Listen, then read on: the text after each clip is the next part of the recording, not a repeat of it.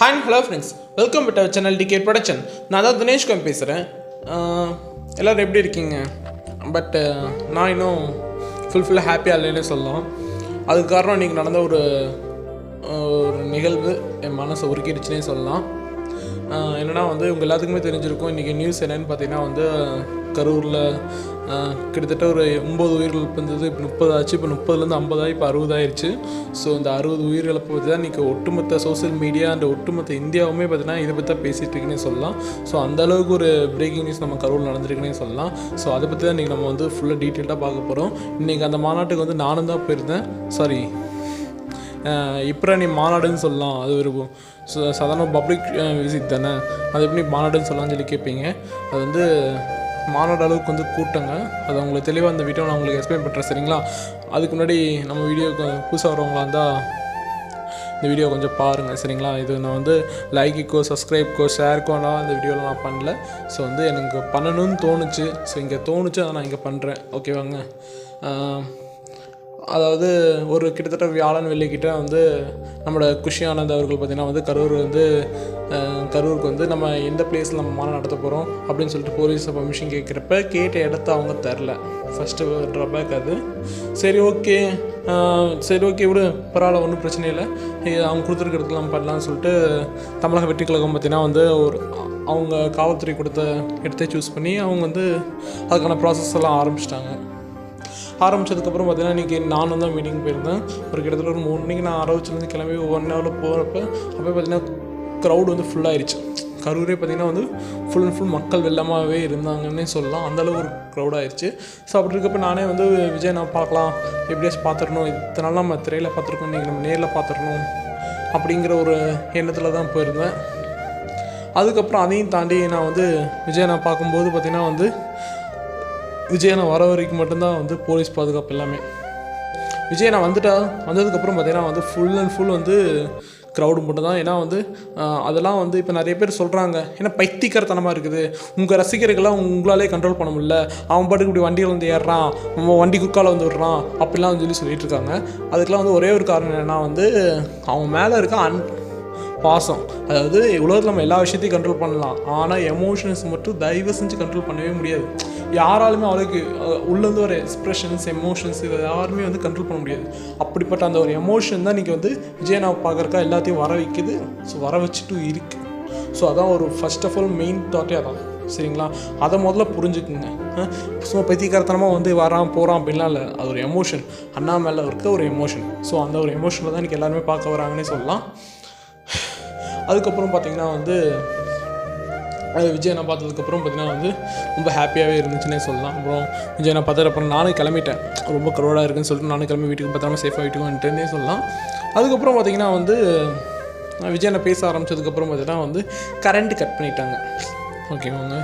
அதாவது கரெக்டாக பேச ஆரம்பிக்குது எல்லா ஊர்லேயும் நடக்கிறது தான்.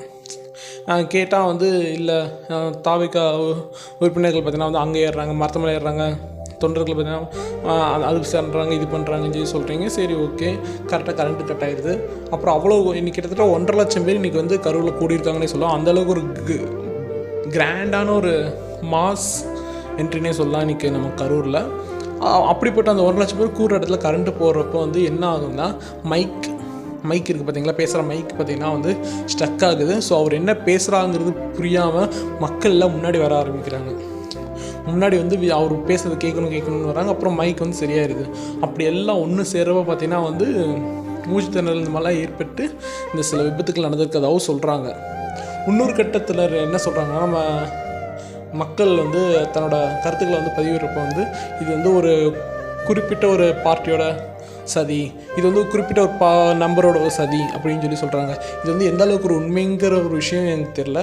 பட் அந்த ஸ்பாட்டுக்கு விஜயனை பேசி முடிச்சதுக்கப்புறம் விஜயனை பேசுகிறப்ப பார்த்திங்கன்னா நான் சின்ன சின்ன இன்சிடென்ட்ஸ்லாம் நடந்தது.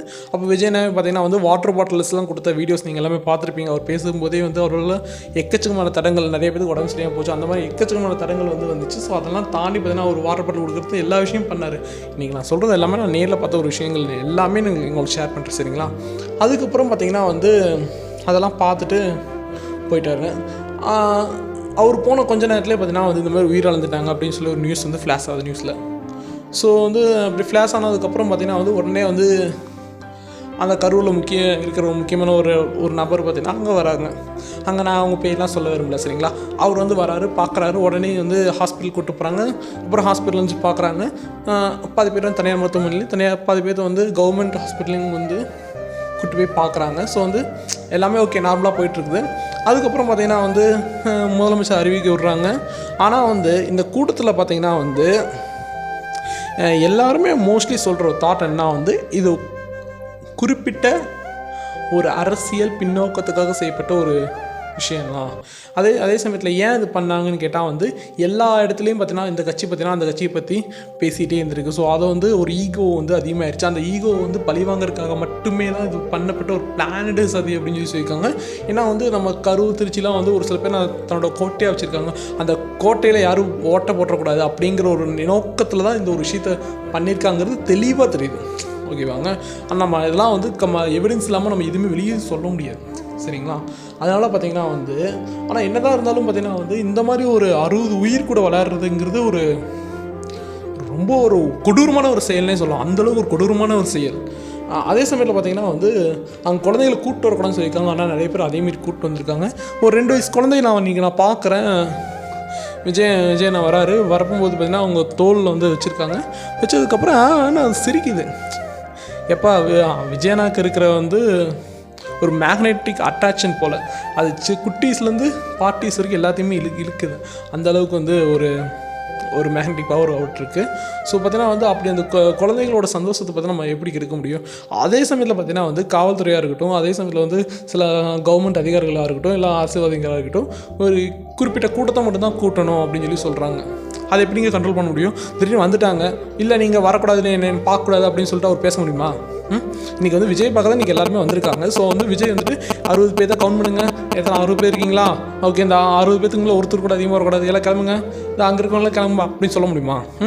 இன்றைக்கி ஒரு மாநாடு நடத்துகிறீங்க, மற்ற கட்சியில் ஒரு மாநாடு நடத்துகிறீங்க, ஒரு 30 பேரும் இல்லை அந்த மாதிரி ஏதோ நடத்துகிறீங்கன்னு வச்சுங்களேன். நீங்கள் எக்ஸ்பெக்ட் பண்ண கூட்டத்தோடு கொஞ்சம் அதிகமாக வருது. அப்போ என்ன வேணான்றீங்களா? ஐயோ நான் வந்து 2 லட்சம் பேர் தான் பேச பண்ணியிருக்கேன், நீங்கள் வந்து 2,12,000 பேர் வந்திருக்கீங்க, ஸோ 12,000 பேர் வெளியே போங்க, இல்லை ஒருத்தர் அதிகமாக வந்திருக்கீங்க வெளியே போங்கன்னு ஒத்துருவ முடியும்.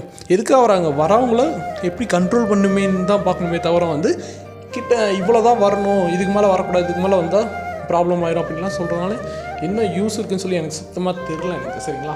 அதுக்கப்புறம் பார்த்திங்கன்னா வந்து நிறைய பேர் பார்த்திங்கன்னா வந்து ஒவ்வொரு விதமாக வந்து பேசிகிட்டு இருக்காங்க யூடியூப்பில். அதெல்லாம் கேட்கும்போது ரொம்ப மனசு கஷ்டமாகவே இருக்குதுன்னு சொல்லலாம். இப்போ வந்து நிறைய பேர் என்ன சொல்கிறீங்க, விஜய் நான் வந்து நேரில் வந்து பேசலைங்கிறீங்க.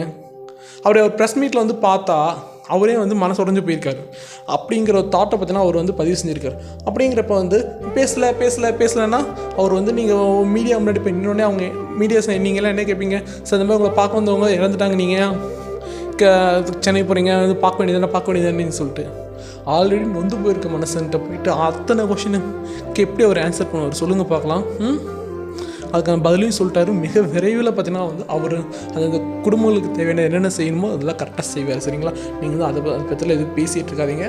அதுக்கப்புறம் பார்த்தீங்கன்னா வந்து இது வரைக்கும் யாரெல்லாம் கொள்கை எதிரியாக வச்சுருந்தாங்களோ தாவைக்கா அவங்களாம் தான் பார்த்தீங்கன்னா இப்போ வந்து ஓவராக மக்கள் மேலே சென்டிமெண்ட் எடுத்துகிட்டு இருக்காங்கன்னே சொல்லலாம். ஏன்னா அந்த சென்டிமெண்ட் எல்லாமே ஓட்டாக மாறும் அப்படிங்கிற ஒரு தாட்டில் வந்து இந்த ஒரு விஷயத்த பண்ணிகிட்ருக்காங்கன்னே சொல்லலாம். ரொம்ப நாள் கழிச்சு நம்ம இந்த மாதிரி ஒரு பொலிட்டிக்கல் கண்டக்ட் போகிறோம் அப்படியா. அது மட்டும் இல்லாமல் வந்து நம்ம வீடியோ ஆல்ரெடி பிளாக் பண்ணியிருக்கீங்க, பொலிட்டிக்கல் கண்டக்ட் போட்டிருக்கேன்னு சொல்லிட்டு.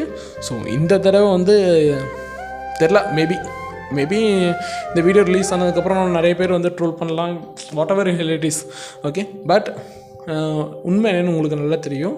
ஸோ அந்த இறந்து போன 60 பேருக்கும் சரி, அவங்க குடும்பத்திற்கும் சரி, அவங்க இறப்பில் ஏதாச்சும் ஒரு சின்ன இருந்தாலும் அதை வந்து முறையாக விசாரித்து அதுக்கான பதிலடி திருப்பி கொடுக்குமாறு அன்போடு கேட்டுக்கொள்ளப்படுகிறது. ஓகேவா. அது அடுத்த வீடியோவில் உங்களை வந்து பார்க்குறேன். அதுவரை உங்களிடமிருந்து வெற்றிபெறுவது உங்கள் தினேஷ்குமார். அப்புறம் ஒரு முக்கியமான ஒரு விஷயம், இனிமேல் வந்து கூட்டத்துக்கு வரும்போது கர்ப்பிணி பெண்களாக இருக்கட்டும், வயசானவங்களாக இருக்கட்டும், குழந்தைங்களாக இருக்கட்டும், தயவு செஞ்சு கூட்டிகிட்டு வராதிங்க சரிங்களா. ஏன்னா நான் ஏன் இதை சொல்ல வரேன்னா, இப்போ வீட்டில் உட்காந்து அரசியல் பண்ணால் பாலிடிக்ஸ் ஃப்ரம் ஹோம்னு சொல்லுவாங்க. அதே வந்து கலை அரசியல் பண்ண வந்தால் இவர் வந்தனால தான் போச்சு அப்படிம்பாங்க. அதனால் பேசுகிறவங்க வாயை நம்ம என்னைக்குமே அடைக்க முடியாது. ஸோ அப்படிங்கிறப்ப பேசுகிறவங்க பேசிகிட்டே இருக்கட்டும், நீங்கள் சேஃபாக பத்திரமா இருங்க, சரிங்களா? தளபதி விஜய் நான் வந்து பேசாமல் போயிட்டாரு அப்படிங்கிறதுக்காக இந்த ஒரு வருத்தம் படாதீங்க. இப்போ ஒரு நிம்மதியாக படுத்து தூங்குவார்னு நினைக்கிறீங்களா? இல்லை நம்ம பார்க்க வந்து 60 பேர் இறந்துட்டாங்களே அப்படின்னு சொல்லி சந்தோஷமாக தூங்குவார்னு நினைக்கிறீங்களா? வாய்ப்பே இல்லை. இந்நேரம் அவங்க குடும்பத்துக்கு என்ன ஆச்சு அப்படி இப்படி நம்ம மாவட்ட செயலாளர்கள்னு சொல்லி எல்லாத்துட்டையும் கேட்டுட்டு தான் இருந்துப்பார், சரிங்களா? அதனால் பார்த்தீங்கன்னா வந்து தயவு செஞ்சு யாரும் வந்து இன்னும் வந்து ஹர்ட் பண்ணாதீங்க. இதுக்கான நல்ல ஒரு சொல்யூஷன் மிக விரைவில் கிடைக்குன்னே சொல்லலாம். அதே சமயத்தில் வந்து காவல்துறையினு பார்த்திங்கன்னா வந்து ஒரு சில பேரை தடீர் எடுத்ததாக வந்து இன்ஃபர்மேஷன் வந்துச்சு. அது எந்த அளவுக்கு உண்மைங்கிறது எனக்கு தெரில.